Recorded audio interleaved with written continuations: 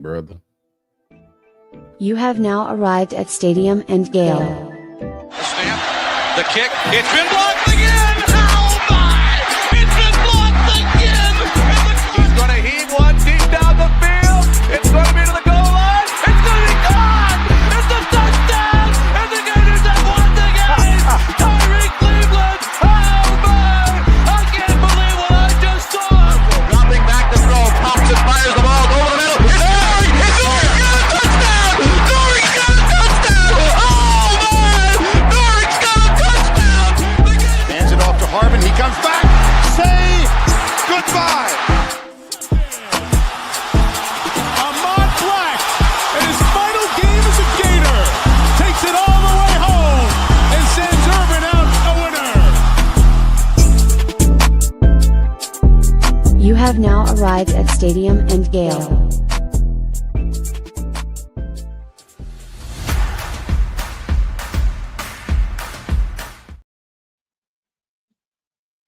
Boys and girls, ladies and gents, welcome to another episode of Stadium and Gale. It's your boy Corey.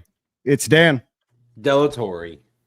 Top of the top, same corner, same time. No 2-5. He'll be back shortly, but you know what it do, fellas? Stadium and Gale after dark. Sorry, Well past the yeah, hands sorry. bedtime. We appreciate not past my bedtime. We appreciate everybody for joining. We've got Brandon James joining us a little bit later today. So we modified our schedule to make sure that it accommodated to him. So we appreciate you guys joining Stadium and Gale after dark. How's your weekend, boys? No complaints on my end, man. Summer has officially just ended. School started back today. So we're in the thick of just fall, man. Football's in the air for everybody. Junior, Gators, our Jags kicking 70-yard field goals, just breaking records out here. We heading to the Super Bowl, baby. Oh boy. I know the vibes. Great weekend, man. The Dolphins ended in a tie, so we know exactly how they're going to do this year. I mean, it's perfectly symbiotic of how they're going to do throughout the season. They're just going to be average at best. Somewhere between 7-10 and 10-7. Yeah, we'll probably have 3 wins with 4 to go. We'll be out of the playoffs, and we'll rattle off 4 straight. It's just what Still we do. still better than Jacksonville. Yeah, for sure. Nick, do you have a good weekend?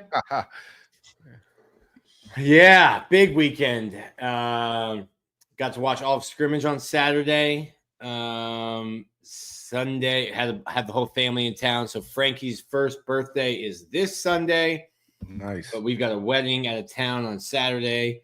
So we did the birthday party. We did the birthday party Sunday at Depot Park. Stealing the line from Silk. Not the same son I grew up with. My goodness. It was from 10 to 11:30. Trying to beat the sun. Sun was up. The sun was up. The sun was awake. The sun came and celebrated the birthday with us. Had the smash cake on deck. A little hesitant at first. Gave her like a little scoop, a little taste. And I think once she got the taste, she was like, okay, ready to go. Yeah, that'll do it. Cake never stood a chance. A little hesitant. Yeah. She didn't like a bunch of people yelling, singing happy birthday. It was like, what's going on? And then she realized that there was sugar in front of her and it was over. Well, congratulations to you and Lauren. That's awesome, man. 1 year. It's kind of hard to believe. It's hard to believe it's been a year. So congratulations. Bye, bro. Almost didn't keep myself alive this year, but kept her alive. That's you know what? Both of you guys are alive, and I could not be happier. Looking forward to seeing her in a couple weeks when I head up to Gainesville. Relatively low-key weekend for your boy over here. Hit the golf course. Grabbed a couple drinks on Saturday afternoon and evening. Other than that, just kind of kept it mellow. You pulled up to the spaces, man. I did. I kept pulling up to the spaces. We're not going to talk about it. Wait. On the golf course day, like post round. Yeah. Oh, yeah. So sometimes I pull up into the spaces and you guys are talking about nothing. Yeah, there's some times that there's like some awkward pauses or stuff that I don't even know what they're talking about. But yeah, every time I pulled up into the space, it's like 45-second pause, and I'm like, all right, I'm out.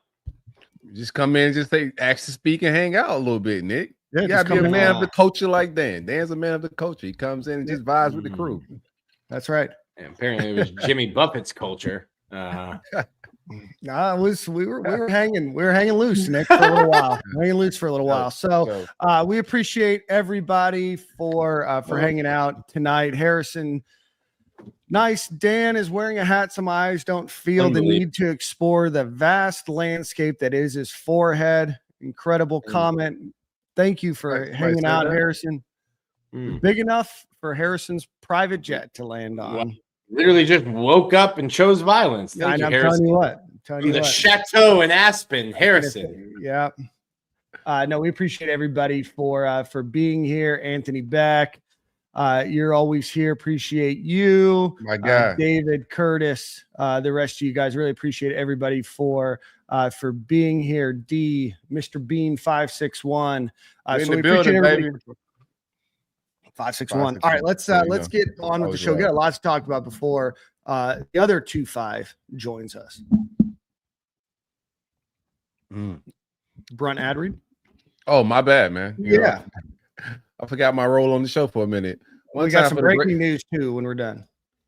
Oh man, it's getting real nostalgic, man. Like Percy Harvin nostalgic. I'm gonna keep using the Percy analogy. I don't care what anybody say. One time for the great folks at Brunt Insurance and Financial Services. Anything you need insured from the Panhandle to the Keys, hit my man Greg up at 954-589-2204 or visit him at bruntinsurance.com. Auto, trailer, motorcycle, ATVs, your home, your life. It's hurricane season, so you're probably too late for your home, but give Greg a call anyway. I'm pretty sure he can save you money. It don't cost nothing to find out if you can save some money. bruntinsurance.com or 954-589-2204.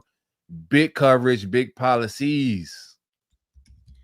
Greg, what it do, baby? Wow. Okay. All right. Put a little harmony and soul into it. I like it. We're going to talk about the scrimmage and everything else, but we do want to break some news. Davion Grace, a top 100 player, a 4-star. Gross. Grossy. Yeah. Gross. Davion Grosse, I believe, or Gross, Groce, committed to the Gators over Oklahoma. A big surprise if you looked at the 247 prediction crystal ball thing that they have and the RPM that On3 had. They all had him going to Oklahoma. So he is from Lone Star High School in Frisco, Texas, 6'1", 190 pounds. And if you give me a second, I've got his huddle tape here for you guys. Gentlemen, we're not necessarily prepared for this. So Davion Gross, not gross. Not mute button beat my ass. Not absolutely disgusting tape, man. I think he could play anywhere in the wide receiver room, like slide. You just want to get the ball to him, bro. Not the finest of route runners, but that's what Billy G specializes in, tighten that type of stuff up. But a specimen, top tier athlete. I had him at the top of my board, man. Some other guys that I wanted, but for the board that they had, I had him at the top, bro. Just elite. You're gonna see him get some carries out the backfield. That's why I did the Percy Harvin thing. Like a lot of Percy like ways. I'm not saying he's Percy Harvin. Don't jump down my throat. But a lot of those abilities, man.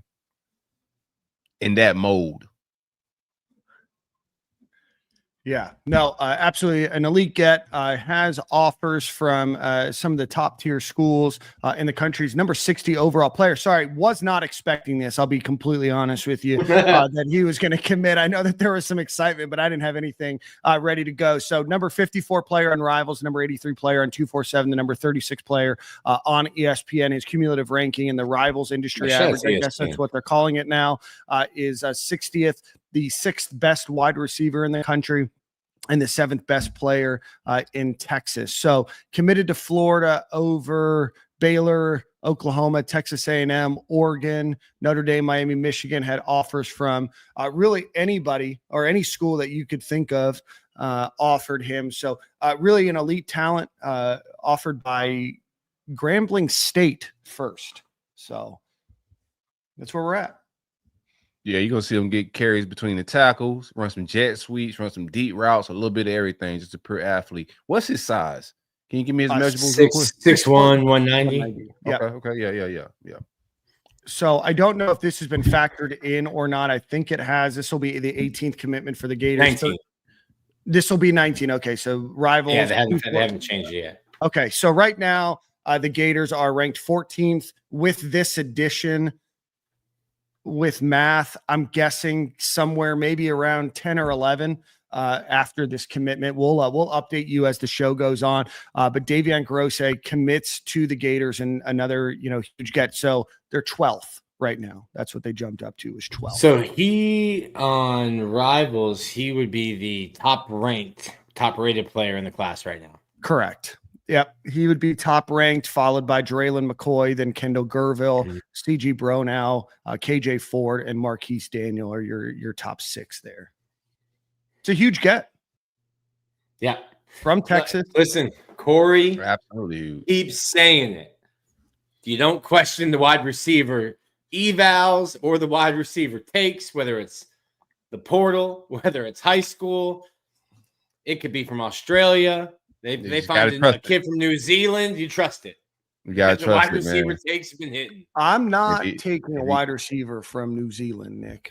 If Billy want him, you got to give Billy the nod and leave Billy to his own devices when it comes to receivers, bro. That's what he do. He gonna get in his bag. Even Corey, I didn't think we was gonna land this kid, bro. I thought we was out of it. I thought for sure it's an Oklahoma slam dunk. I was just waiting to the end of the year to flip somebody. That was. I think we kind of wrapped up the receiver room with this kid. Yeah, so you follow recruiting a little bit closer than I do, at least, especially for this kid. We had Justin Williams on a few weeks ago on this program. He's also kind of that combination running back, wide receiver. Would you compare the two? They're similar. I like the way he run the ball out of the backfield, but I think he could go in between tackles. Seems to be a little bit bigger. Gross or what? Gross. Okay. Yeah. I think they're a lot alike, to be honest with you, man. Okay. I just think Gross is just a better athlete at the position, but both are really good athletes. So I'm surprised they took 2 of those guys. I don't think both of those guys going to be playing that. I think one will probably running back. You kind of have to think, right? I think they still maybe not. I don't know. I mean, so if you look at this class, right, you have the number 6 overall wide receiver in the country in Davion Grosse. I hope that's how you pronounce it. It might be gross. Anyway, then you have Mark. It's not. You keep saying it. What? What is it? No. I hope it's not. I hope it's not gross. But anyway, so then you have him, so the number 6 overall wide receiver. You then have Marquise Daniel, the number 23 wide receiver, and then Justin Williams, the number 28 wide receiver ranked in the country in this class. Obviously, then you go back to the 2025 class, and you have Vernell Brown, who was the 6th best wide receiver in the country. You have Dallas Wilson, who was the 8th best wide receiver in the country. And then let me just scroll down. You have Nashawn Montgomery, who's the 37th best player. I mean, that's a room like we've not seen. And then you add in Muiz Tenkara, the number 111th overall best wide receiver of last year's class 2. I mean, that's 7 very good, or at least 6 very good top 25, top 30 wide receivers coming in back-to-back classes. Top tier talent, bro. Getting crystal balls from Haven as well in the 27 class and number 1 quarterback. Like the talent acquisition, get me to the playoffs, Billy. That's all I need, bro. The talent acquisition is on point. Nick, don't hide your face, fam. Get me to the playoffs. The Florida Victorious. Oh, Florida Victorious. Yeah, man. Shout out to whoever's landing the kids, bro. I don't know Nick, if it's Heisman. I don't know if Florida Victorious.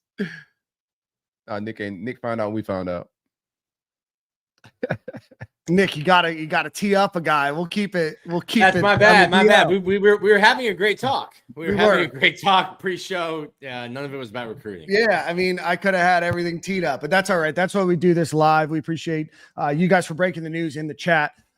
So again, Gators grab Davion Grosse or Gross. We're going to get that pronunciation. We'll let you know next week. But again, the number 60 overall player in the country, the number 6 player in wide receiver in the country, the number 7 player overall in Texas. Corey, you brought it up as well. I think it's important to mention the Gators got a crystal ball, a slew of crystal balls today for Elijah Haven, the number 1 overall player in the country, according to 247, the number 1 QB in the country, according to 247 and ESPN. Rivals, which Rivals and On3 are the same now. They're still using the Rivals moniker, is the number 7 overall player in that class, but a slew, Steve Wilfong, Keith Niebuhr, a number of them from Dunham School in Baton Rouge, Louisiana, 6'4", 205 pounds, looking at Michigan, LSU, Alabama, Auburn, etc. Corey, what can you tell us about him? He can straight up ball, man. I mean, you go from Himothy to Himothy. Florida seems to have this routine we talked about in the space, bro. I think they're going at the 5-star in between. It's hard to keep 5-star at the 5-star on the roster. I would like to have a 5-star every class, but that's a lot of bread, and it's just not, sustainable. 5-stars want to get on the field. The DMs and the tampering is going to be through the roof. So I think the process seems to be 5-star. And then you go 4-star, 4-star, guys that need a little bit of development, and then you go 5-star again just to create a little gap. I think Haven is Himothy. He's gonna be one of them guys. He's originally from the Atlanta area. If you look at his film right now as a sophomore, he looks like a grown man. He looks like a college quarterback right now. Love his mechanics, love the footwork. He ain't perfect. There's some things to fix, but when you look at the tape, you're gonna see it's a reason why he's the number 1 kid in that class. Yeah. Michigan got their guy today. Okay. Yeah. So I thought us and Michigan kind of led. That's why you seen the crystal balls start to kind of pour in. I know LSU was in it. They seem to be leaning towards Nussmeier. So I think we got our guy. I think we just got to win. I think he's visiting in October. Nussmeier will be gone by the time he gets on campus. No, but baby Nussmeier. It's another. Oh, baby Nussmeier. I'm sorry. Correct. Yeah. LSU. Like a Phillip Rivers situation. There's many. yeah. He was too busy creating babies instead of a better offensive play calling sheet. I get it. One's more fun than the other. The offense is okay in the NFL. It just stunk here. I don't know what it was, man. But LSU and Florida were both out the Nussmeier and Haven. Clearly, everybody wanted Haven. He's the top guy. But I think everybody's kind of reading the tea leaves a little bit. Florida leads there. Billy's just doing a good job. I don't know what they selling, but they selling it. Him and O'Hara get top-notch quarterbacks in. Once they locate their guy, they pinpoint them. It's a wrap from there, bro. They've been doing a great job. So talent acquisition. I was just going to say, I've told you about my buddy that's a private quarterback coach down in the Sarasota, Manatee County area, and he's got a couple guys that are being recruited by Florida in that 27 class. I don't know, where that's going to go now, and both of them will probably end up elsewhere. But he gets to travel all over the country, right? And he gets to meet a lot of quarterback coaches and their associated staff members as well. And he said Ryan O'Hara is one of the better coaches that he's talked to in terms of just understanding talent and developing talent out of players, helping those guys understand what they're seeing on the field, how they can improve their tape. He's a student of the game in terms of, when somebody comes on campus, he knows what their flaws are. And when they do these camps and everything else, he'll know immediately how to correct them. So just because of his role, he doesn't probably get as much credit. And, a lot of people, I think, give the credit to Billy Napier. I think Ryan O'Hara really is a gem of this staff from somebody I know that is a Florida State fan. So he has no reason to prop up Ryan O'Hara. Very nice. Billy dropped the eyeglass emoji. Very nice. All right, so that's where we're at there. Brandon James coming on at 9, Corey? Okay, so that gives us about 15 minutes to talk about the scrimmage. Nick, is that enough? Yeah. Okay, perfect. All right, let's do one quick ad read for our friends over at Alumni Hall. Go visit alumnihall.com or go visit them in Gainesville on Archer Road. You can find anything that you want for the Florida Gator fan in your life. We're going to work on a promo code for you guys before the season starts, but go visit Alumni Hall. Anything that you want, from golf polos to game day shirts, both football, basketball, as well as any other sport. So go check them out. They have the widest selection of Florida Gator apparel in all of Gainesville and online. So go visit alumnihall.com or go visit them in Gainesville on on Archer Road, just off of 75. Nick, the Gators did have a scrimmage on Saturday, and you were in attendance. So what can you tell us about the overall scrimmage? I think Billy said it today. DJ did not scrimmage. It's interesting. So, like, I'll peel the curtain back a little bit. Like, it's not a football game. They don't like kick the ball off and have 15-minute quarters, run a full game. It's still, a lot of it is still like practice. They go through different portions. You have a lot of situational stuff. So the 7-on-7 portion, DJ threw a lot, and I've said this on our Florida Victorious message boards for like a week now. DJ keeps doing a little bit more each practice. He's just not throwing when they have 11 on like live rushing. Yeah. Because even though the quarterbacks are not live, something can happen. If you're going full speed, edge, rush, tackle, somebody gets rolled into, you need DJ Lagway. This is, I'm going through it. Never been negative, always been positive. So I'm trying to not, always look through my orange and blue glasses, but this is the best I've felt about an offensive line, probably top 2 or 3 defensive lines. Somebody mentioned, this is the best defensive line you've probably ever seen. I'm like, there was Dominic Easley, Sharif Floyd, Ronald Powell. Like, there was you were there for some elite defensive line. Will Muschamp had, good Lord, could not figure out an offense, but the defenses were sensational. Muschamp ain't missed that one position on defense. All that. No, he did. He did, because he would get 12 safeties in a class. He'd be like, hey, man, what about a tackle? Offensive tackle. Guard. Oh, no, I'm saying defense. No, I'm saying defense. He didn't miss on that's what I'm guy. saying. Yes, but like it was all like cornerbacks and safeties. Like the secondary, you get some linebacker. Actually, no, all defense. Every spot. Jared Davis. Killers. I still see Antonio Morrison. Like, what do we? I still see David Reese. I still see David Reese at practice. I was talking to him today. The other David Reese got his 8th year of eligibility. Shout out to him over at Syracuse. Wild class of 2018. That's just bonkers. I was talking to David Reese, the linebacker, 33, who's a coach. He's coaching the edges now. And we were talking about how they stat the scrimmage. And I was like, there was one play where a DB had a guy like wrapped up, and you're not really trying to hurt your teammates. So you're just kind of like holding him up. The play, they had an SEC officiating crew, so they didn't blow it dead. Linebacker comes over, and they just gave it a solo tackle. And I was like, buddy, nothing against you, but I think you had like 120 tackles one year. And I think a lot of those were cleaning up. He goes, if a linebacker comes over and finishes the play, that's a tackle. Right. So we were talking about that. But DJ continues doing more and more. He joked that he doesn't have a prosthetic arm. If he does, the money was well worth it because he's throwing the ball great.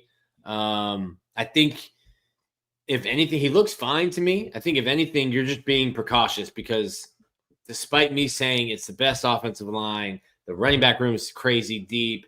You've got speed all over the field at receiver. You're too deep at linebacker at both Will and Mike. The edge room is 3-4 deep. You've got Cormani, Dijon Johnson, Devin Moore.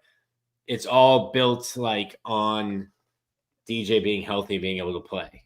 And I think any Saturday that DJ Lagway is healthy, Florida can win. So you're trying to make sure something weird doesn't happen between now and then. Billy was asked today about, does he need reps? Like, football players need reps. Yeah, for sure. It's my only concern. I'd rather get you reps in the first half against LIU than try to rush and get you reps on August 13th and have an offensive lineman roll into your knee.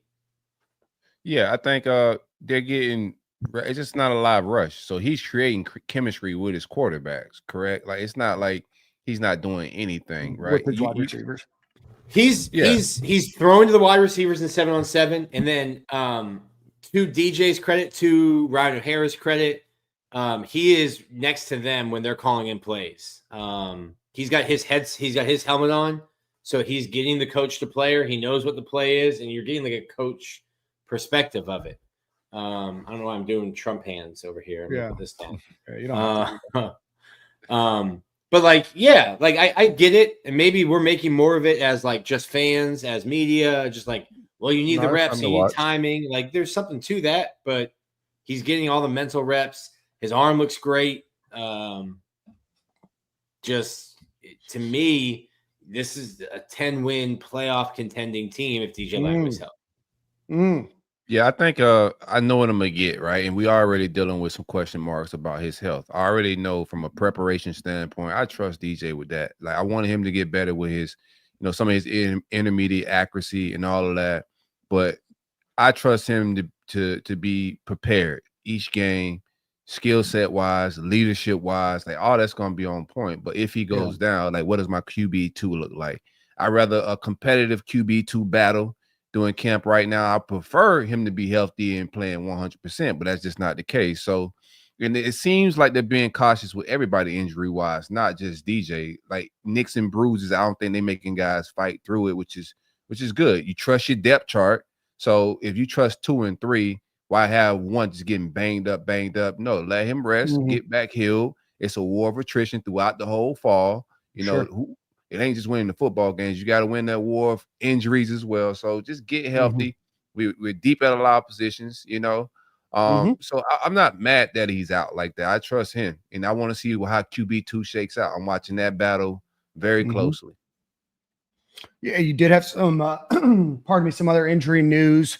You did get Aiden Mizell back fully healthy. You got Trey Wilson back fully healthy. You did get an injury to LJ McCray.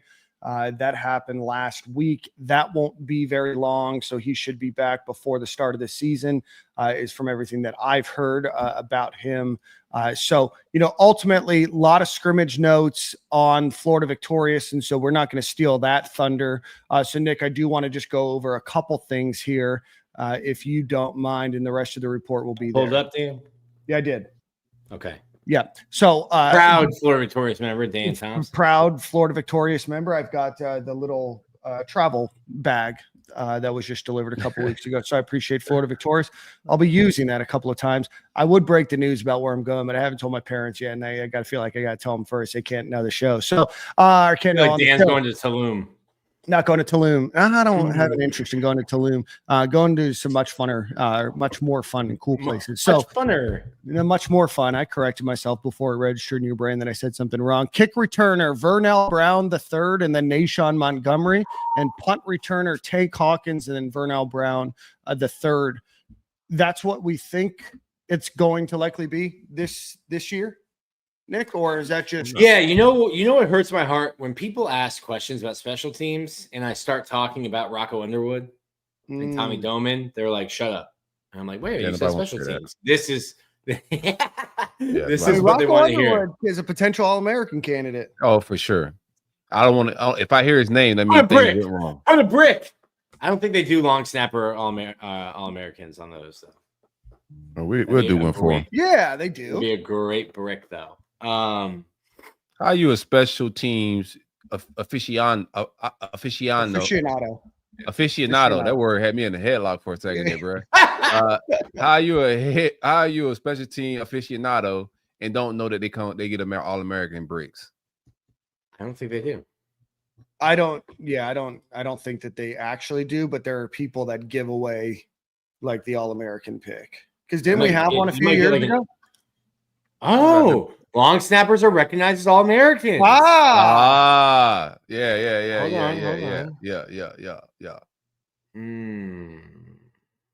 Oh my God, let's go. All right, so that's okay, what we anyway, got. yes. What are your thoughts? Yeah. They weren't going to just give it to VB3, so back there. Also, J. Mike Sturdivant is back there. Not in your report, so I didn't know. I'm almost having like deja vu because I remember like when Chim DK came and you're like, all right, I kind of know what he is. It's like he'll be a solid guy, maybe like a move the chains guy. Thought that about J. Mike. He didn't have a great 2 good seasons back to back at UCLA.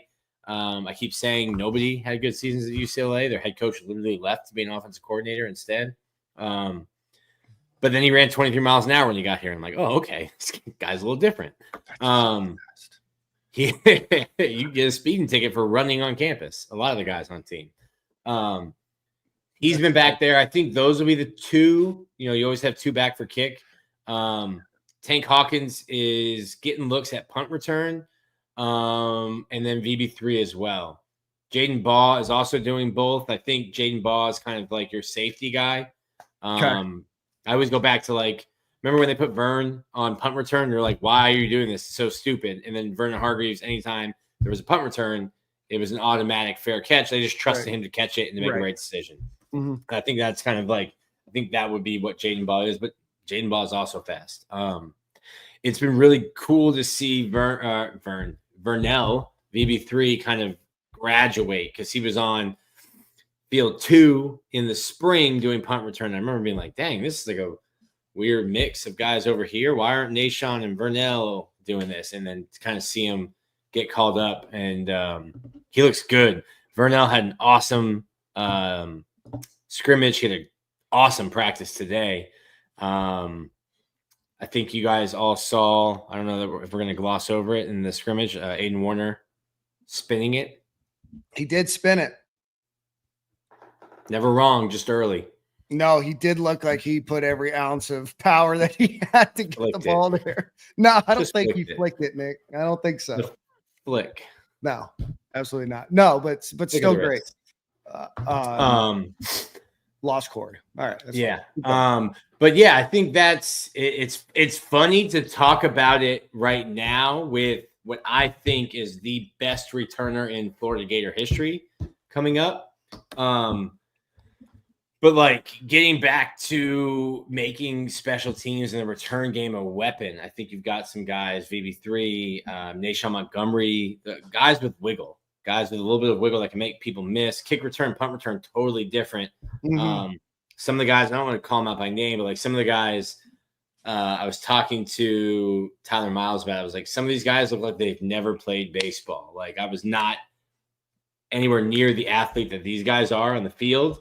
But like because I played baseball, because I play outfield, I can look up and move around really well. There's guys who you don't know where your feet are if you're not looking forward or looking like. There's some guys that just don't, that you think would be good at it, that just aren't comfortable catching and knowing where they are when they're looking up. Well, I mean, it's hard, right? Like obviously we've talked about this. I've never played the position before, but being able to catch the ball and then be able to move and make quick judgments from there is a specialized skill set, right? Just because you're fast and you can run in a straight line doesn't necessarily mean you're going to be the best kick or punt return. And I see it a lot in practice where they do a couple sections where it's a couple special teams practice work like this. And it's a couple times where you're not hitting in practice, but like if they were hitting in practice, hey buddy, you would have learned real quick to call a fair catch. Like you would have gotten smoked, which is part of camp. Part of like getting the reps in, getting used to it. Yeah. But one happened today, and I can't remember. I think I was next to Sean Kelly, and we looked at each other and were like, "Ooh, that would have been a train wreck. 2 trains hitting each other." But yeah, I think that's exciting. VB3 is going to play a lot. Like he is polished. I think he's a guy that can play in the slot. I think he can play outside as well. And he'll probably be a guy. Punt returning. Yeah, I think VB3 is ready to play. And we're going to see a lot of them. And he's also a guy they're going to find ways to get him the ball, to just get the ball in his hands. I like it. Let's see through else. It looks like Aiden Warner's 2 right now, and then Harrison Bailey, and then Jones. Is that kind of so they're yeah, I would say obviously it's DJ Lagway. And to kind of what Corey was saying earlier, like there's a steep drop off after DJ Lagway, but that's the era we're in right now. Like Texas might have been maybe not the only school in the country that could have handled like Quinn Ewers getting hurt. But by the way, he stunk for the Dolphins, man. Tough. Thought we got a steal in the 6th. We did not. Not many schools can like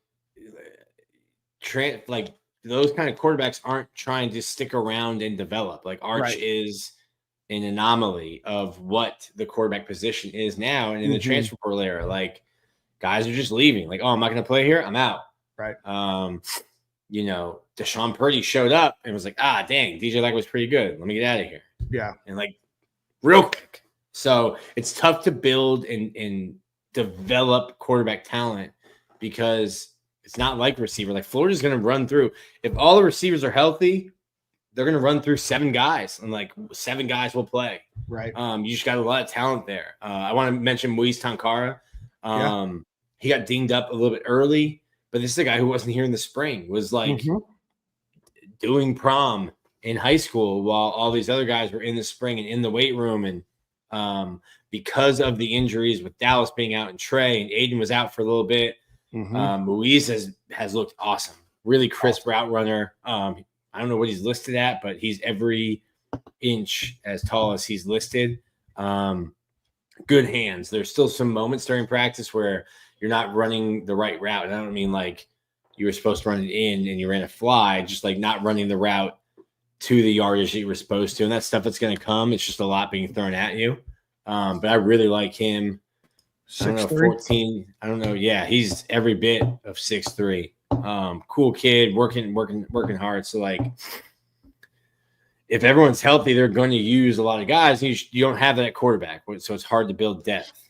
Sure. But that was I went off on a side quest while we were waiting for Corey to come back. But well, no, I mean, I do think Aiden Warner's had an opportunity to get better too, right? Like, yeah. So write him off from last season. That probably wasn't the most fair situation for him to get thrown into. Well, it's hard for me to talk about Aiden because I don't know if people are trolling or they actually think that I care if I'm wrong or not. But he gets thrown like, no, you're just saying that because you want to be right. And I'm like, no, it's like Aiden Warner. When Harrison Bailey got here in the spring, he was getting first team reps because DJ wasn't throwing. So he was the second string quarterback. And then after a week of spring, Aiden Warner got all of those second team reps. Right. Now fall starts and it was Aiden Warner getting those reps. Now it's a really back and forth. Like watching the scrimmage, Aiden's getting reps with the ones, Harrison's getting reps with the ones. Trammell got I think one drive with the ones in the scrimmage, but like still coming along. So I think it's like when Billy said today that backup quarterback job is open, I still think it is. And I can see that because Harrison Bailey is getting what's it called? Is getting more reps with the ones. So it's certainly a competition between the two of them. That's awesome. Got you. Any other notes that you want to gloss over? Again, go check out Florida Victorious. Go join. It's not that much money. So Nick has a full practice report. So we're a full scrimmage report. We are not going to go over all of that. We don't want to take that away from Florida Victorious, but it is there overall for your consumption. Talk to us a little bit about Trammell. There seems to be a lot of excitement about how he's done this fall. Yeah, he most of the time he's on field 2, which is, the development field. So like he's not number 2 right now. He's not number 3 right now. I wonder if like last year, Aiden Warner shows up on campus and has to have knee surgery. He's number 4. Then he's the scout team quarterback, but then he beats out Clay Millen and then he becomes number 3. And then when 2 guys get hurt in front of him, he's ready. So I'm not saying like Trammell they've decided to redshirt him or anything like that, but like he's just behind the other guys. He looks great running though. I can't tell that he had, surgery his senior year. Looks really good throwing the ball. I think he has some good touch on his deep passes. They're just no one's really the 3 backs behind DJ are just a little bit inconsistent. Which is to be expected, right? Yes. I forgot Clay Millen was still on the roster. I'll be honest with you. I like. Shout out to Clay Millen. He just graduated. Shout out to Clay Millen. Just got him his and degree. Jason Richardson graduating the same year from UF. Yeah, that's crazy. Oh, shout out to Trent Brown. Big Trent Brown. Big Trent Brown. Shoot, at one point he had the highest offensive lineman contract in the history of the NFL. Yeah. Still came back and got the degree. He's with the Texans right now. Awesome. Trent Brown was the first recruiting interview I ever did when I got the job. No kidding. Coming out of huge kid. I think it was. I want to say JUCO, but it might have been like one of the military academies. I thought it was a military, prep school. Like that. It might have been a prep school. Corey, we have an ETA on Brandon because I want to hit this question from Sean. No, go ahead. He hasn't hit me back yet. Okay, cool. Sean Gibson. Anything else on the scrimmage before we get into? Good to go. Okay, cool. So go check out Florida Victorious. Sean Gibson, appreciate the super chat. Remember when Billy basically said year one was a wash? How much higher on Billy would you be if this was year 3? Talent looks elite. Recruiting looks good. Lagway, maybe we got the right guy. Thoughts, gentlemen? Thanks again, Sean, for the super chat. I'm gonna answer this by saying that I'm sending a text. No, you're fine. I still have some question marks about some on-field decision and some game prep and everything else about it. I don't think he inherited a great situation. I wish we could have won more quicker. I think that he's been given a pretty long leash. I think he's been given more resources than any coach we have. So I want him to be successful. I don't want Florida to look for another coach next year. I want Florida to be able to build off of what they have now with the talent that they have. My biggest question mark is still game management, on-field decision-making. That's where I really want to see it. You add in DJ Lagway, a healthy DJ Lagway with all the talent that he has, with all of the other players around him on offense, the defense should be good. We just don't have any excuses anymore, right? And that's kind of where I am in this thought process with Billy Napier. He's a nice guy. He's been on the podcast. I've got the chance to interact with him a bunch. He seems like he's a genuinely very caring person, and I want him to be successful at the University of Florida. I just still have some question marks right now.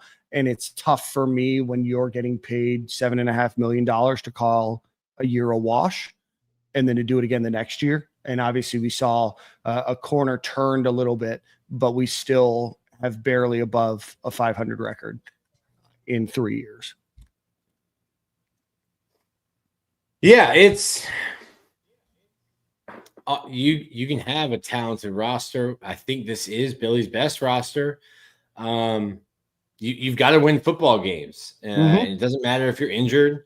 Doesn't matter if your quarterback gets hurt or who gets hurt. It's year 4, and I think that's Billy has always said that. You know, whether it's been on the record or off the record, he and I, at my previous job, I've told him like, hey, I wrote this, and he's like, you wouldn't have written that if we were winning games. I'm like, yeah, you're right. It'd be a different story. So he gets it. He understands. Mm-hmm. He understands that it doesn't matter. Your team could be preseason number 1, like Texas A&M baseball was, and then not make the postseason, and you're fired. So all you can do is build the best roster. I think he's done that, and now you've got to win games. That's offense, defense, and of course, special teams. Yeah. Corey, what are your thoughts? I think you guys nailed it. I'm lagging a little bit. I don't know if my internet, I had to just jump on my hotspot because the Wi-Fi is down in my crib right now. But I think you guys nailed it, man. Like a lot of the same stuff. Like he has to win this year, regardless, bro. Everybody is given the same type of situation. Talent acquisition is usually down when somebody gets fired these days, right?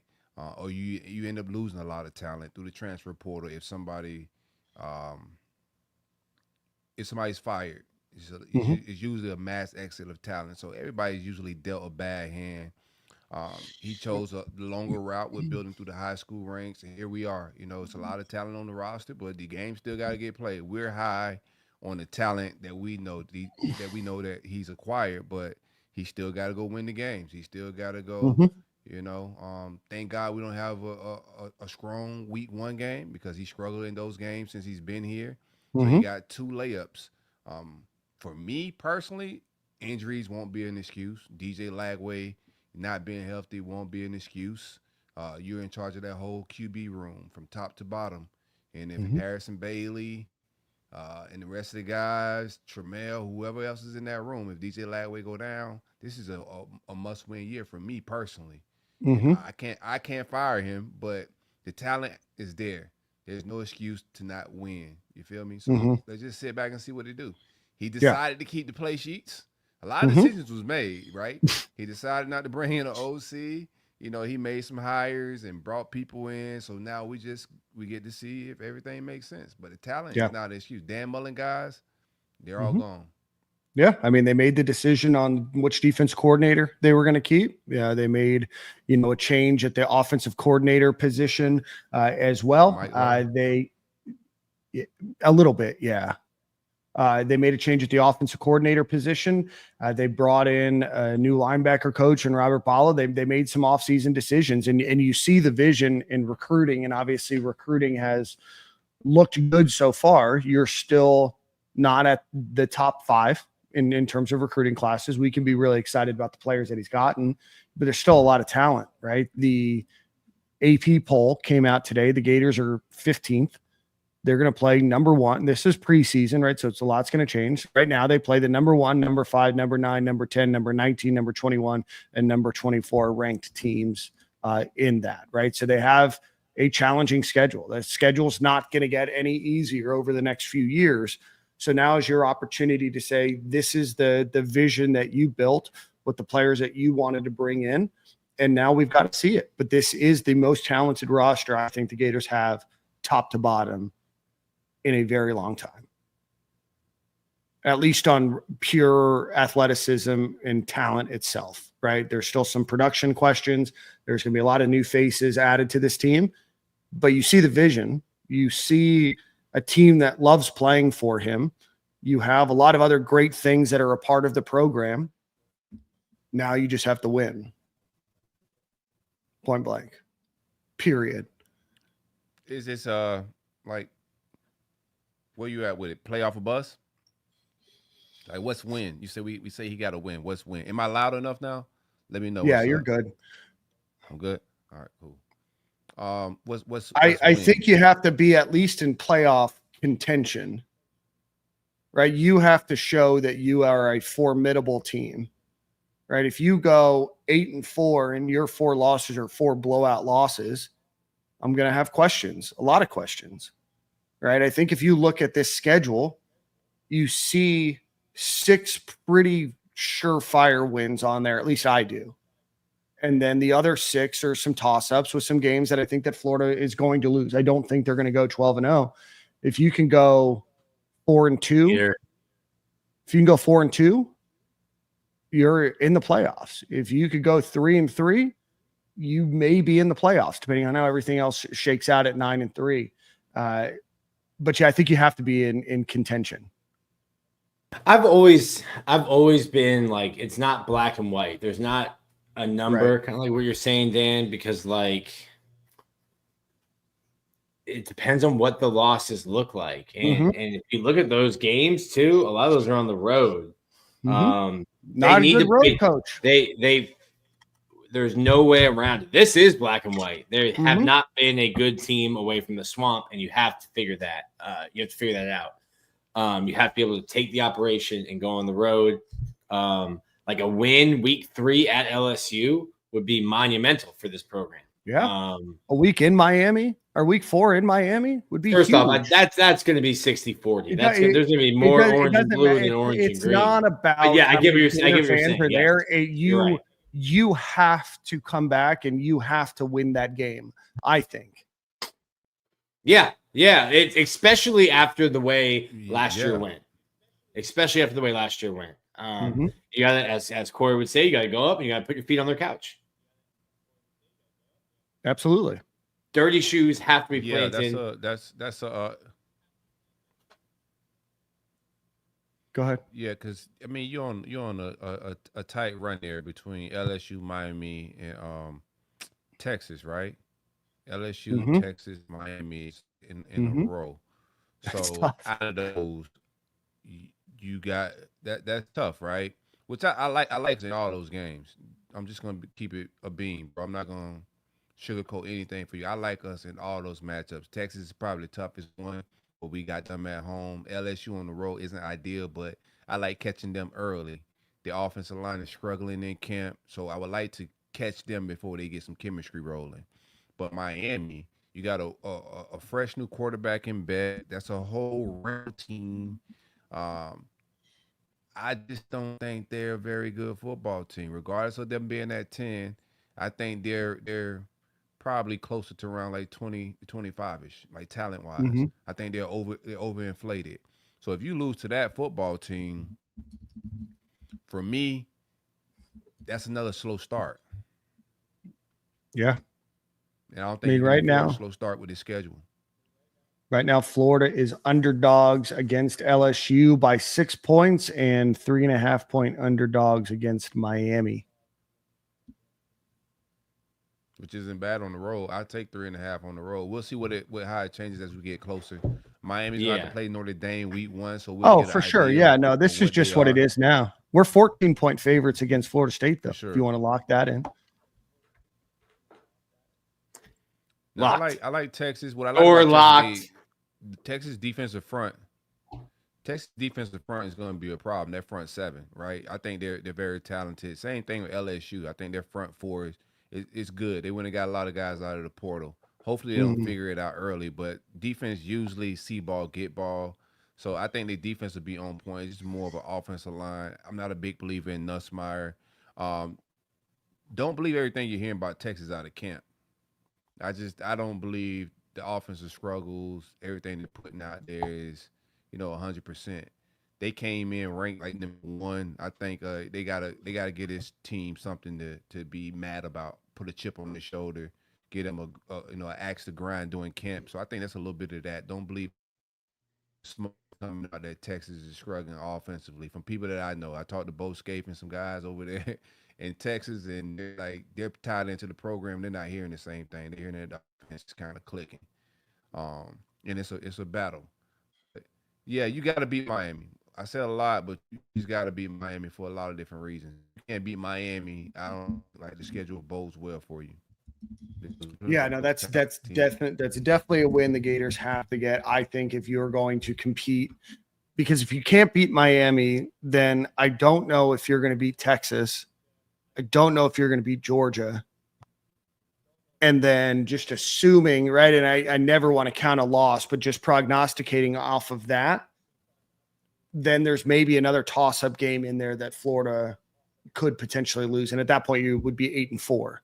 Right. And even at best 9-3, if you do lose to Miami, Texas, and Georgia, is 9-3 good enough with who they beat? I don't know. I don't know if that would be good enough. Yeah.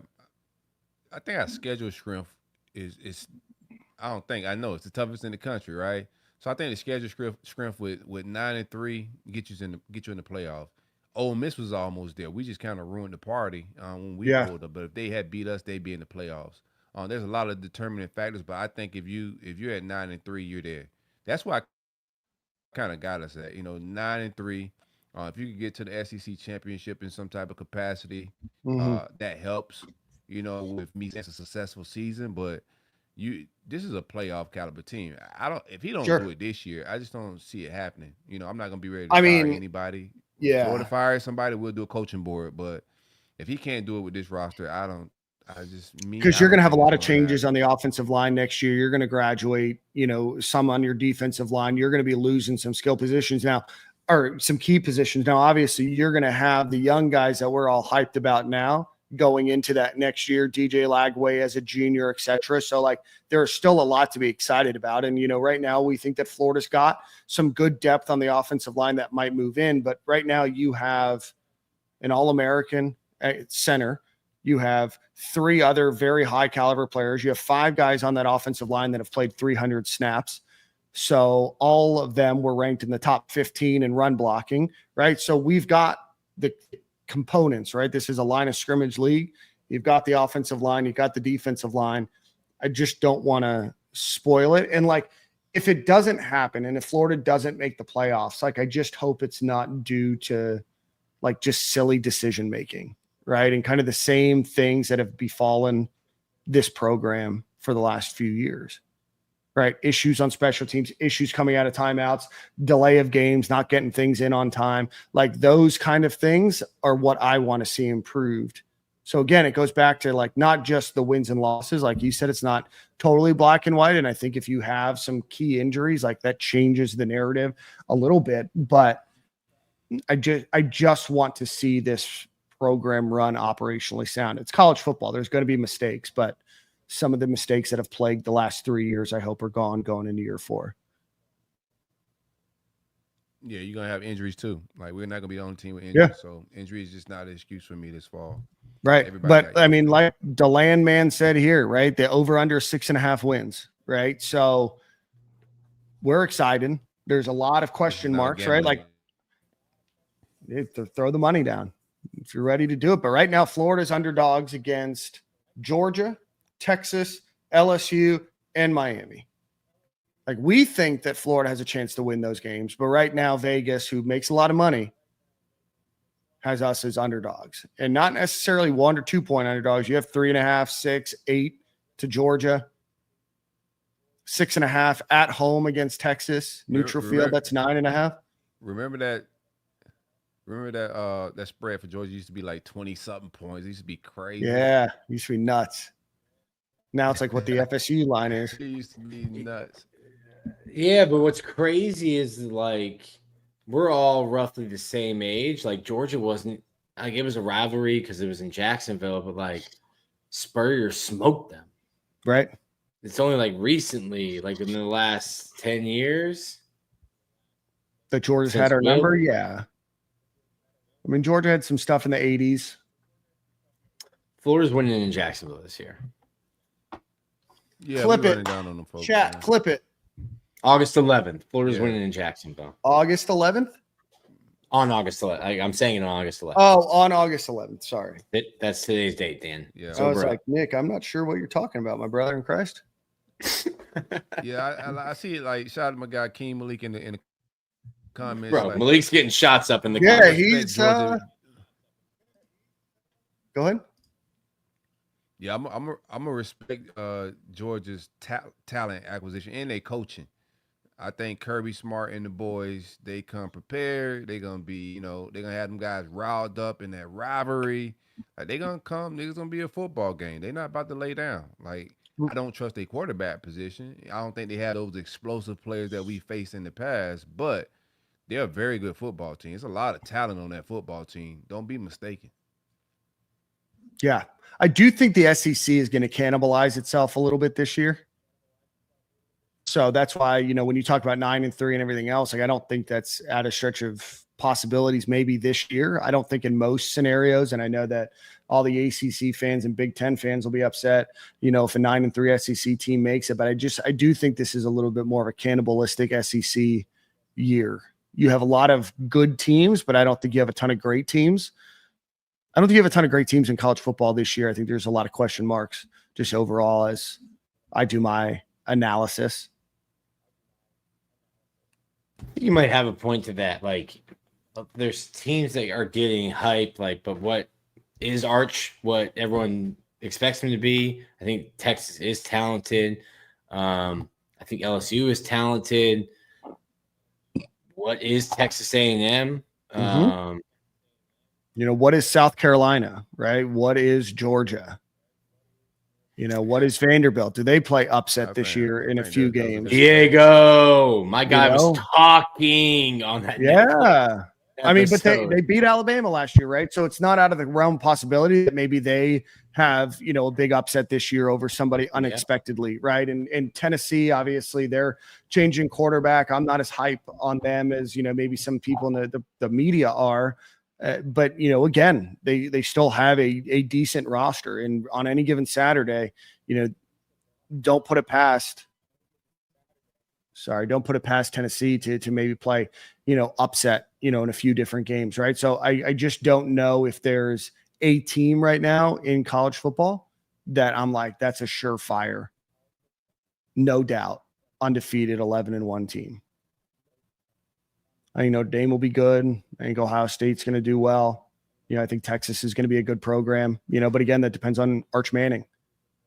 And apparently their offensive line, King Malik let me know that their offensive line's not great. They're playing in practice, like they're playing some killers. Just keep that in mind, brother. They are facing killers in practice. Texas is going to be a very good football team.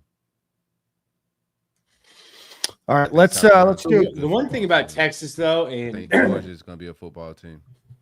The one thing about some of these schools, like we don't have a Homer media in Gainesville. Like there's some schools, like I remember War Chant last year. Like War Chant was saying all this stuff, best defensive line in the country. And they start getting smoked, and their fans are like, "Oh man, I remember you guys lied all summer. You lied." Like Florida's like we do a good job. Like listen, I don't have to write those amounts. You got some haters. Mark Long. Like we write stuff about players when coaches say they look good in camp. We write stories. Hey, this guy looks good. And people are like, you say he looks good. I'm like, bro, I'm just telling you what the coach said in a public press conference. Right. You can go back and watch it. But there are a lot of writers who I think are just fans, and you get some stuff that's like fluff, and you don't really know what to expect because you think every team, based on some sites, some writers, like hey, 16-0 this year. So maybe that's why you play the games. Is Napier's success contingent on Napier sticking around? I'm going to need you to re-ask that question because I think for his personal success, yeah, but I think you probably meant something different. It might be DJ Lagway sticking around. Is maybe. I've never been in the mindset that you should keep a coach for a single player, but that's just my opinion. And also then you're also saying that you don't trust them to be able to bring in a coach to keep those players either, which, you can think. What do you guys think? Napier's success contingent on Lagway sticking around? I think us getting a president is contingent to Billy sticking around. But for me personally, if he doesn't win it this year, I'm just going to kind of vibe out. I'm out of lies. I feel great about this team. I just got to see it happen. Yeah. I'm over the kind of the Billy Napier, is he here, is he not here discussion. We did that a lot last year, and he's still here. And obviously there was a turnaround, which we were excited about. He's the coach now, and he's a coach that I want to be successful. I think that he's proven a lot over the last 9 months about what his vision is and being able to get to that vision. And now we have a lot of guys on this roster. Now it's up to them and this coaching staff to get it done on the football field on 12 Saturdays in the fall, and hopefully more than 12. Hopefully more than 12. Hopefully at least 13. More. All right. More. Playoffs. Just trying to win a game. All right, let's another game. Let's try to give a quick shout out. Are we getting stood up by Brandon James? I think we got shook, bro. I think we got shook. Like I do too, man. Brandon's a coach as well, so I told him 9 o'clock. That's why we started a little late, because he said like coaching sometimes runs late, so let's try to aim for 9. He hasn't hit me back right now, so we'll see. We got more topics. All right. Yeah, we got more topics. We got to talk about the defense back group, so we got time. We got two ad reads to do too, so let's do it. Can't let them. One time for our friends over at Game Time Sidekicks, if you want a cup like this or a cup like this, go visit GameTimeSidekicks.com. They just released some new stuff as well. All types of Florida Gators cups that you can get there. A lot of other schools, a lot of SEC schools as well. You can do. There's some NIL stuff that they're doing as well. But again, I use them literally every single day, every single morning on my way to work. or when I'm working from home here. Keeps your hot drinks hot, your cold drinks cold. One of the best products and something that even if they weren't a sponsor and I had one of these, I would drink out of it every single day. So go visit GameTimeSidekicks.com. Use promo code Stadium15 to get 15% off of your order. Again, that's GameTimeSidekicks.com. Promo code Stadium15. Shout out to Tyler. He always just wants to send us stuff. I wanted to buy one. Lauren bought the wrong sippy cup. I called him to say, like, hey, we bought the wrong one. Can you change them out for us? He's like, why are you buying them? I said, I use code Stadium15. I love it. I appreciate you throwing him some money. All right, let's talk defensive backs. We're going to talk safeties and we're going to talk cornerbacks in this group. All right, guys, right now, starting looks probably something similar to this. Devin Moore, Jordan Castell, Bryce Thornton, Dijon Johnson, potentially Cormani McLean, Sharif Denson, Aaron Gates at that star position. Going through the rest of the roster, you have freshman Drake Stubbs, freshman Ben Hanks, freshman Jabari Flowers, redshirt freshman Teddy Foster, safety Onis Conanberry, who is now on campus. He came a little bit late. You have Lagonza Hayward, Sharif Denson, we already mentioned. Going through here, you have Josiah Davis, redshirt freshman as well. Jamrock Grimsley, priorly known as Jameer Grimsley, on this team. And then you've got a number of walk-ons, including Drake Stubbs' brother, Harold Stubbs IV, Vincent Brown Jr., Javion Toombs, Brandon Slade, Winfield Scott, and Alonzo Allen Jr., who we saw a little bit in the bowl game. Gentlemen, what are your thoughts on the defensive back room? Do you want to talk about corners and then safeties, then nickel, or just kind of the group as a whole? I'm down either It's your way. bag. This is definitely my bag, bro. Overall, I like the room. I want to see my safeties. Y'all want to break it down room by room, or my overall? Yeah, let's just break it down room by room. It'll just be easier. So let's just do cornerbacks. So right now, Devin Moore, Teddy Foster, Jameer Grimsley, Dijon Johnson, Cormani McLean, Ben Hanks, and then Onis Conanberry. That's kind of your DB room, your cornerback room. Yeah, and Onis just got like what, 2 weeks ago? right when fall camp started. He got here like a couple of days before fall camp. Yeah. So let's talk corners. I mean, are we pretty set on Devin Moore, Dijon Johnson, or Cormani McLean? Yeah. Devin Moore is kind of locked in. He just got to get healthy and give us a full season. But we know, what he brings to the table. Yeah, Has been healthy. I don't know if you can hear that knocking on this wood table You here. better Has give been me the same healthy. smoke you were giving me about asking questions about DJ Lagway's health. I think you actually hurt DJ's calf. I think it was you. You in the building. I think you did it. Yeah. All right. So cornerbacks. Yeah, I think the battle between Dijon just got back to camp as well. So 25 is probably like the leader of that spot. But I think you got three guys I trust on the island right there. After that, Ben Hagen's been making a lot of noise. Would have liked to see Grimsley just physically look better. He may be killing it in practice, but physically, I'm not really liking the off season that he had, just from a physical standpoint. Looking at it, I know he's recovering from an injury. Like what I'm hearing from Ben Hanks. Who else? That's the issue. That's really the issue. Teddy Foster, Teddy Foster. It gets iffy after that. Oh, and then Michael Caraway Jr. I forgot about him. The transfer from No. Mississippi State. No, forget about him again. Or Southern Miss. Sorry. Yeah, for sure. But I think he's definitely on the roster. So yeah, that's my overall just synopsis of the DB room. Like after those first three guys, I think Ben Hanks has a high ceiling. I like Grimsley's ceiling and what he can be. Onis, I think, jump a few guys. I know he's here late. But physically, he's on point. He looks like an SEC DB. I love this tape. I think he was very underrated. The staff likes him. I'm hearing some good things about him, even before he even got to campus, that they think he's a guy that could probably press for some playing time this fall. But after those three guys, it gets a little iffy. In overall DB room, I would like to see some flexibility. I think Bridges saved us in a lot of different capacities. Aaron Gates is a possible guy that you could possibly throw out wide and put in some one-on-one situations at corner. Wouldn't mind seeing that. Wouldn't mind seeing Aaron Gates at safety as well. We'll talk about that later. But it gets iffy after those top three, in my opinion. A lot of inexperience. Yeah, I think maybe I expected a little bit more out of Jamrock Grimsley at this point. I thought that he might be a little bit higher, not necessarily competing for maybe just a little bit higher on the depth chart there.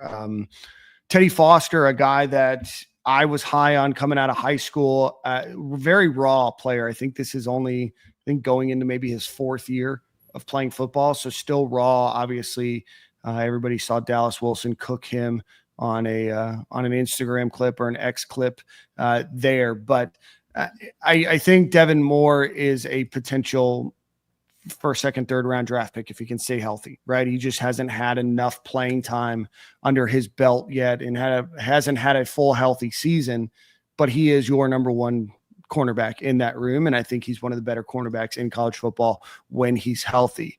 Dejon Johnson obviously dealt with some off the field stuff in injury too, right, Nick?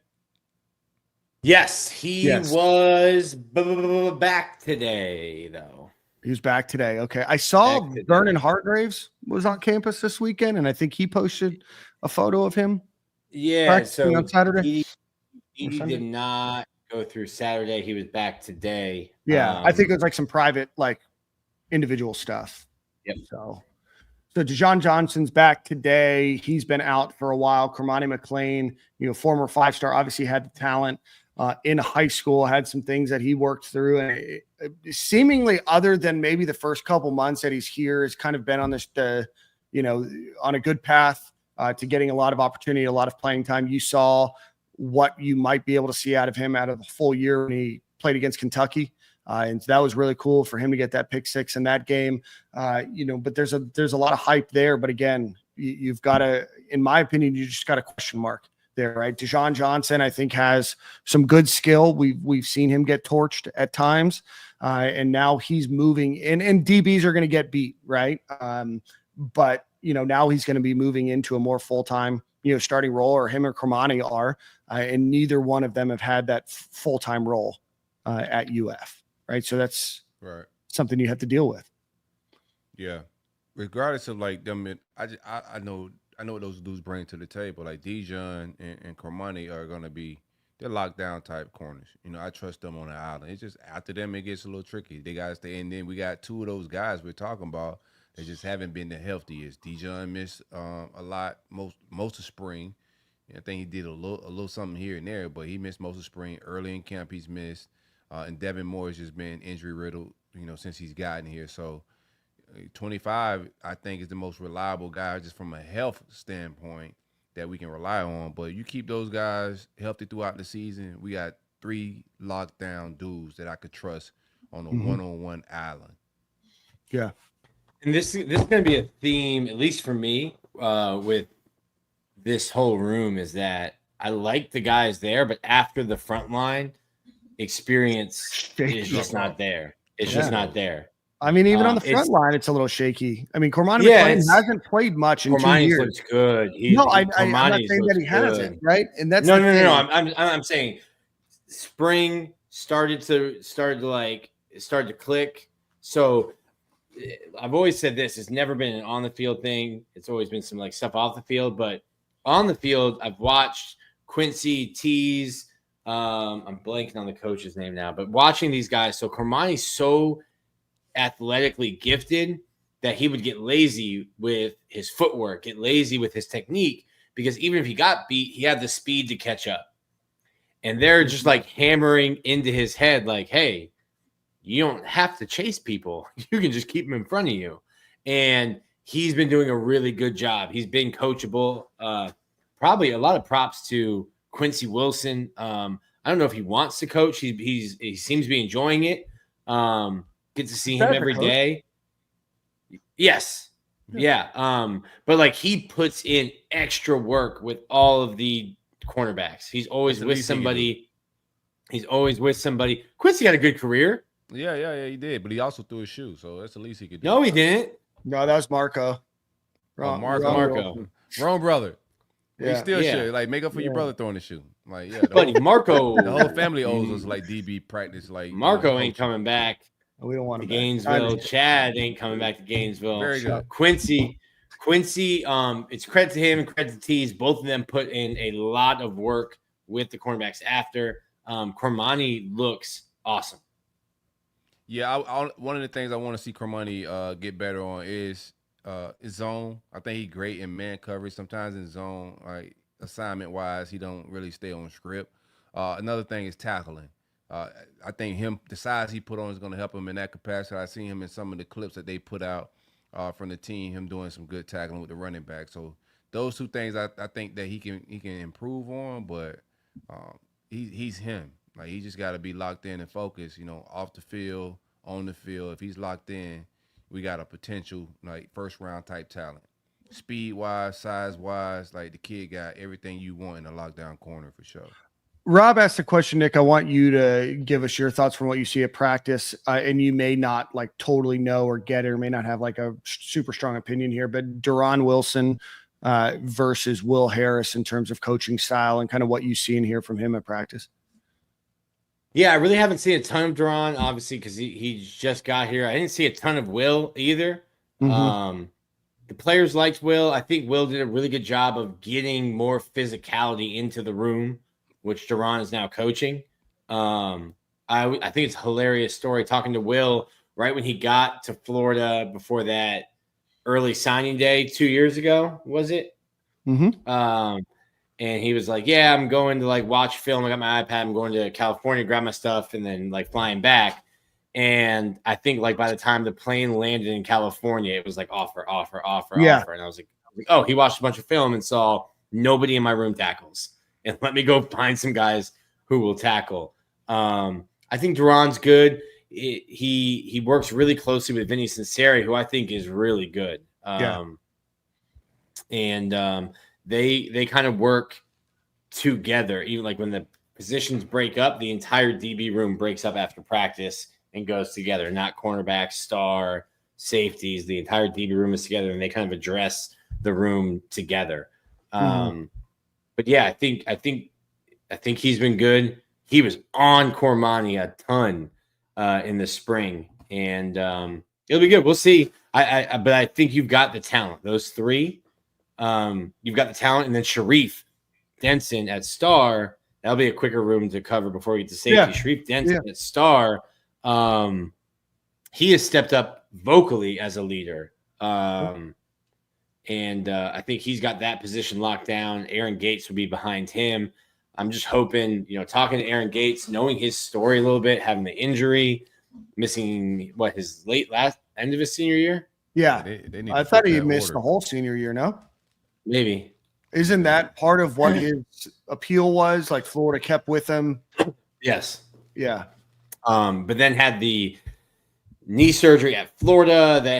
He had a setback during his recovery, had to get it cleaned up. Like he's had a long, long road.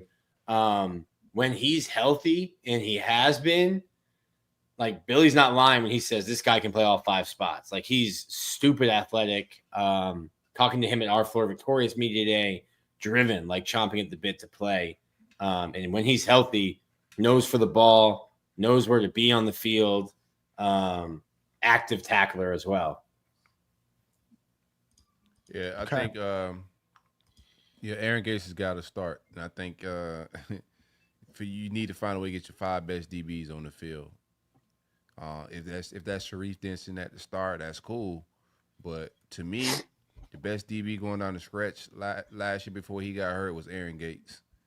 I think he just brings something totally different to the table, bro. He's a straight up killer. Everybody else is cool. Like I like Cormani, like ceiling.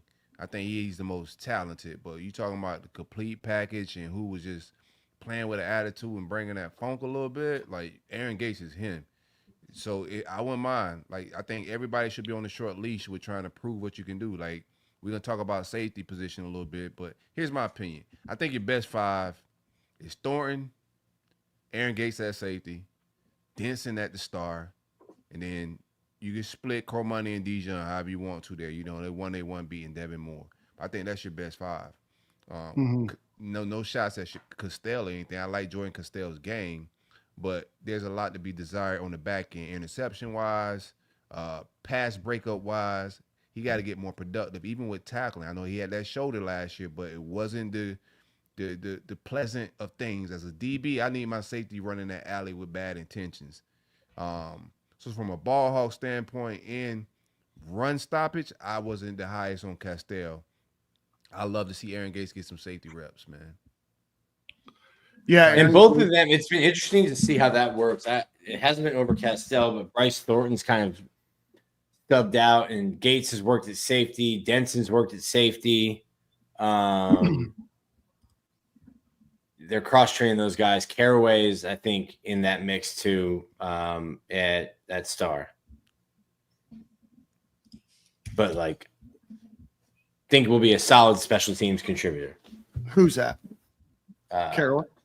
Hey, Billy get you drafted if you can do special teams well, kid. So, Jamarcus Weston's going to be a millionaire. For sure. Mm-hmm. For sure. I been told y'all, bro. The muck don't miss, baby. the muck don't miss.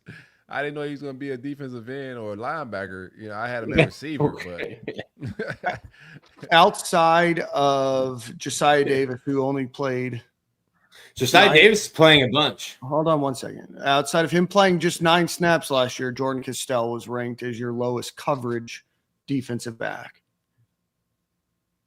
Yeah, that's funky business, man. You know, I love the kid. Hope he improves. Year 3 is when a lot of our safeties traditionally has turned the corner, right? And Sharif Denson just 2 spots above him. So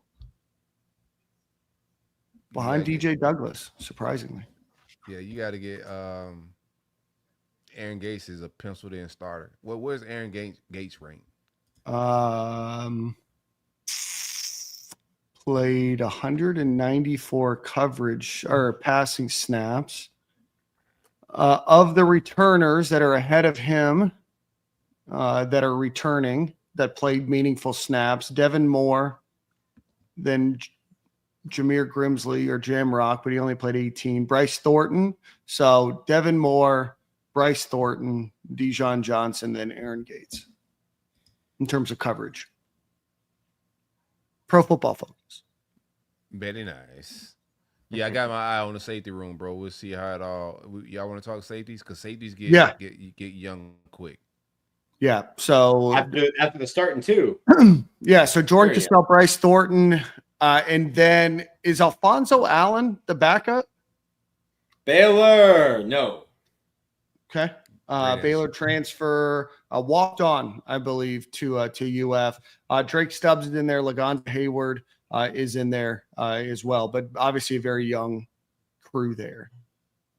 You know, Aaron Gates might shift over. You know, I don't know if Sharif Denson would move over as well. No, Aaron Gates is rep there. Sharif has rep there, but Sharif's going to be your starting star. Yeah. I mean, it's just like inexperienced. Drake Stubbs back there, but Aaron Gates needs to start. What are we doing? You just got to keep him healthy. Got to keep him healthy. He's not in line to start again as of August 11th. Not in line to start, but in line to play. I've got a new concern. I didn't want to have one. I got some concern. Negative Dan. He's been dragging the show down for years. These are like personnel decisions early on last year, I think, cost us some games. Like, like a lot of reasons, you know. So I'm on the same tip. Like, playing the right guys early is gonna determine a lot, you know. I think Aaron Gates is a no-brainer. I don't think this is a whole lot. And there's no shot at Sharif Denson. I think he's a good football player, but Aaron Gates is different. Yeah. And I think he should be starting. I know he sat out. I don't know if he's back 100%, but they're saying he's back 100%. If Aaron Gates is back 100% and he's I don't know why he's not on the football field. He's one of your top 3-4 DBs, 2-3 DBs. Like, it's not even questionable. Mhm. So, like, for him to be sitting on the bench to start a game and guys be getting reps over him, yeah, I'm with Dan. I got some questions. I'm just eyeing it. I'm not saying I know more than the coaches. I'm just, Mhm. I have some questions because Boone shouldn't have been looking at that position now. Like, why was Justice Boone starting on my defensive line? I mean, it's a war crime. Yeah. I mean, you had Asa Turner and DJ Douglas last year, right? So obviously, I think the Gators are going to absolutely miss Trikez Bridges. I think that he was a great glue piece to that defense. I think that that's a big gap to fill, right? And there's some talent there, but there's some question marks. All right, especially when you look at that depth. And because when you pull up the Gators roster, all of the DBs are together, right? So you just start clumping them together and you're like, oh, we got some guys. And then you look at like a proposed depth chart and you're like, Drake Stubbs is your backup. And then a walk on. Now I know he played at Baylor, but Alonzo Allen is your is your other backup, right? So you have a walk on. What? Who's the other backup? You're not gonna see 43. Lagonza Haywood's there. Lagonza's there, right? Yeah. But again, I know what you're saying is like a little tongue in cheek there, but no, like what, like still true. Right. What you're saying is right, and it gets, but like you're not gonna see 43 playing safety. Will put one of the freshmen will play, but like the crazy. I think that's his number, and that's crazy. Like if you gave him 43, yeah, it's 43.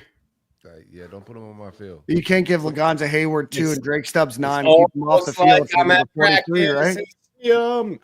Yeah. Look, first off, Shady, dope kid, cool kid, likes to hit. Drake Stubbs, I think, is like. Drake Stubbs is already like setting aside some of his NIL money for like future targeting fines in the NFL. Loves hitting. You just get young. Like that's the theme of the defensive backs, is that the front line has a ton of experience, a ton of talent.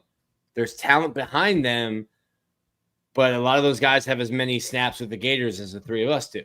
That'll change. They'll quickly take over. Right. Our established record of 0 starts with the Gators and 0 snaps. But like as we stand right now, there's just young talent. But that safety spot I'm more worried about in terms of that, because they're asked to do so much and you're getting guys aligned. And when things are moving fast and you're trying to make sure the corner knows what he's doing, that the linebackers are where they are, you can forget what you're doing, or a guy can get in the wrong spot. You see that he's in the wrong spot. Now you get out of the wrong spot and then you end up getting beat. There's just so many moving pieces mentally. This is the theme that I had, and it's not negative. It's sounds negative already. Yeah. It's going to probably sound a little negative. You are replacing a lot of key positions in important positions with very young players, and not just young in years, but young in the amount of experience that they're going to have. And you're asking them to do a lot. I think that they are all very talented, and I think that they have what it takes to be great or good. But there is just something about replacing a lot of your linebacking group, right? Replacing some key positions in the defensive backfield where they've got to really be meshing and gelling well and staying healthy, of course. Yeah, I've got no problems with the linebacker room. Like, no, I'm not saying that I have problems. And that's where I didn't want it to get it confused. Like, I think that there's a ton of talent, and I think if you look at that linebacking crew, you're like, yes, this is what a linebacking crew should look like: speed, size, athleticism. Headhunters know the game of football, students of the game. Same in the defensive backfield, right? Like you have Devin Moore, who's a highly ranked 4-star. You have Cormani McClain, who was a 5-star. Jameer Grimsley was a 4-star. You have Drake Stubbs, was one of the highest ranked safeties in the class. Lagonza Hayward is very well respected. You have a lot of players there, but still missing some of that talent. So, or not some of that experience. So, but I do think that they are a very good group. I do worry a little bit about that. And that's why I am happy we are playing LIU and USF to start the year. Yeah, Billy spoke about that in the presser. He's trying to. He said the scrimmage and the last practice. He's trying to get the backup safeties more reps, which is very important. It's easier to play. The further away you are from the football, it's easier to play as a true freshman. Not safety. Yeah, I understand what you're saying, but they played Jordan Castell as a true freshman. I think both our true freshmen are more talented than Jordan Castell coming out of high school. You got two blue chipper that both of these guys at one point, I believe, were 5 stars, like very talented guys. So it's all about just, you don't want both of them on the field at the same time. But once one of those guys go down, you got to have either Aaron Gates fill in. But if he's not the guy, you just got to trust one of the safeties to go make plays. Like their ceiling's high. They're going to make some mistakes. If you throw them out there, a mistake is going to happen. But I think the likelihood of you ball hawking something is probably higher with a true freshman than with Castell. Yeah, I feel more confident than Lagonza or Drake Stubbs making a turnover or coming down smacking somebody in the run game. Than Jordan Castell, and there's no shot at him. It's just I haven't seen it. So I'm not mad if we go young because they knew the depth chart before. They settled on we got upperclassmen, then we get right to freshmen. Right. They didn't get aggressive in the transfer portal with trying to bring somebody in. Losing Greg Smith was definitely a blow. I don't know what he was thinking. He's a linebacker now in North Carolina. Yeah. Terrible decision, my guy. You're talking about going from starter reps. Like Greg Smith would have been. It would have been a lot less questions if Greg Smith had stayed. But he's out of the room. You let him walk. He's playing linebacker in the ACC. I mean, it depends on how it shake out. Like, we'll find out if it was a bad decision even on our part. Maybe we should have paid him to stay. We don't know yet. We'll find out this fall. But the room is what it is. And I do like, getting young isn't the ideal situation for this defense. But the ceiling's high for both of those guys. And I like to throw my DBs in fire. Yeah. No, absolutely. And I think the fact that you have a very good defensive line can help minimize some of those mistakes too. Well, the pass rush it's going to be on point. You have a lot of time back there. Yeah. So, there's going to be question marks on every football team, especially in the NIL era. These players are going to want to play and they're going to want that opportunity. And we're going to see what these freshmen have early and often. But I am very confident about what their skill set that they're bringing to the table is now and who they were as recruits and how we've heard that they've developed this offseason and going into the spring. Obviously, it's not the most ideal situation, but at least that is what your fallback plan is.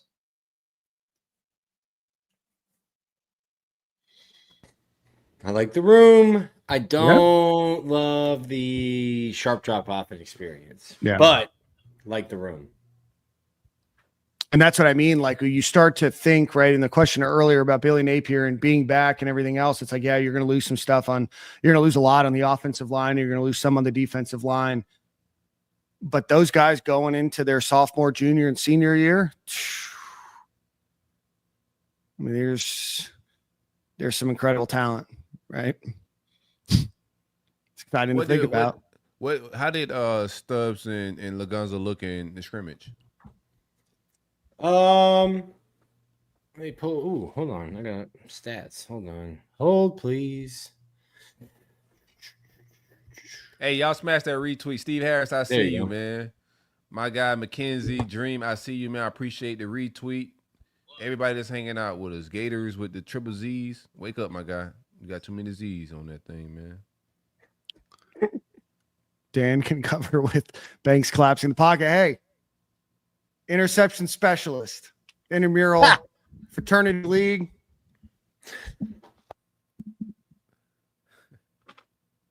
Lagonza, I'm looking at my stats here. Lagonza had a really good day. Had an interception. That must have been. I can't remember which one that was. They had it in the highlight clip. An interception, 3 total tackles. So that was just all right. Got you. It's all right. Yeah, but Drake's my guy. Yeah, right. Drake Stubbs is your guy? My guy from Duval. Love Duval is deep. Had him right on after he committed. One more. How Moises seemed to be coming along fairly fast, for how late he Yeah. got here. I know there's a lot of talent in that room, but he ran with the ones a little bit in camp as well. Yeah, so I talked about it a little bit while you were Dan let you the hamster to run your internet, but he's someone who's really taking advantage of the three guys, Mizell, Dallas, and Trey, Mizell and the Wilsons being out. Moise is taking advantage of that. I was telling Dan he still runs routes wrong a little bit, and I don't mean like the wrong route, but like the depth of the route. And hey, we want this to be flat. We want this. This has to be this kind of sharp kind of thing. But he is every bit of the 6'3" he's listed at. He goes up. He can high point the football. Behind in terms of the other three guys got on campus before him. But yeah, he's gotten reps with the ones. But so has like Jackson Wade. Who? 83. Yeah, I don't know who Jackson Wade is. Shout out to Jackson Wade is like White Lightning. Sneaky fast. This kind of guy I need to learn. Jim Rat. Yeah. Yeah. If he touched my field in meaningful snaps, I'm gonna be fire hot. No. It's not your fault you're on the field, Jackson Wade. I'm just, Just calling it like you see it. Florida victorious athlete Jackson Wade. Wish him nothing but the best and success this fall. Everybody that orange and blue, I wish the best, baby. All right, guys, you ready to get out of here?